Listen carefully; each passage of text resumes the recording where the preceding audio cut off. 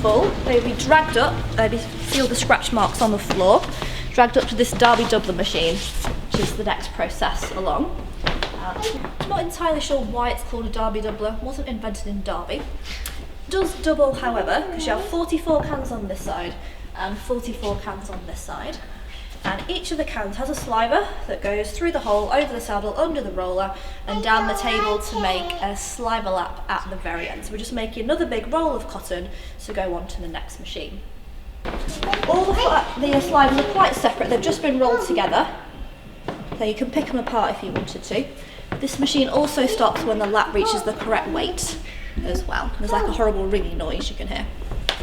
And these then will be taken off, and 2 of them will be put on the back of these finisher carding engines. So we're going to card the cotton again and take your skin off like a glove. Quite nasty. I'm sure it probably did once or twice. Sometimes you get a big ball of cotton round about here and you have to pull it out. You don't have to, you can turn the machine off first, which I do. But if you're very brave, you can try and pull out yourself, which I don't really fancy doing.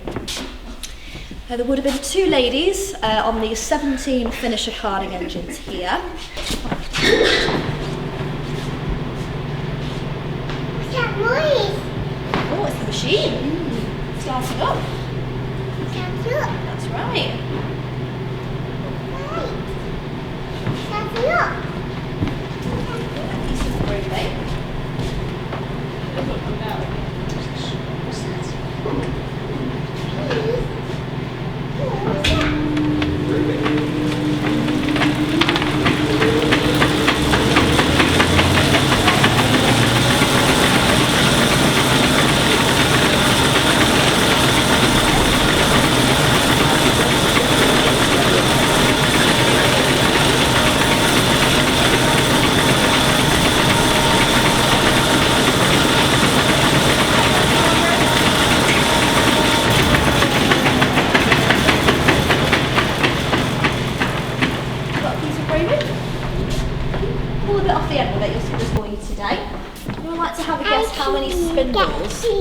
We have on our machine from the beginning here to the end where the green wall is down there. 200? Good guess. 200. How many spindles we have on our mule? 1,000? A good guess. There's 1,000 from here to there? No. That's a good guess though. There are 714 spindles. Right the way from the beginning to the end. And this is quite a short mule. You can have mules with over 1,000 spindles on. But because we've only got a short floor, this is the biggest mule we can have.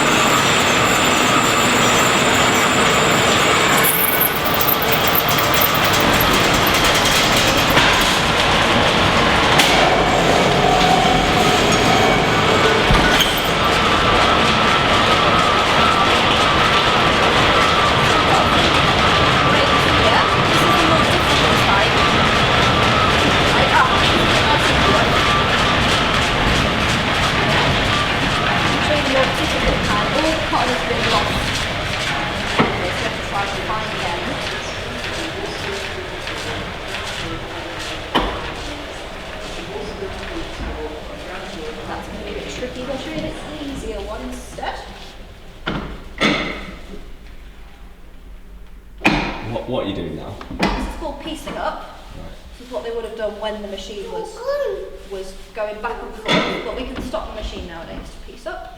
Yeah. So when they did it as a job, they couldn't stop the machine. They had to walk to and fro with the machine. Yeah. Yeah. So what we do is we just twist the 2 ends back into each other. There's no need to tie them, anything like that. If you were to tie all of the ends that broke, when it was a woven fabric, you'd see all the little knot marks sort of thing. So we don't do that. But these are quite difficult because it's got a bit of a knot in there, so we've got to hunt round for the end and then try and bring it through and reattach it. Would you, if it didn't work, would you just take it out and put another one in, or you couldn't waste it?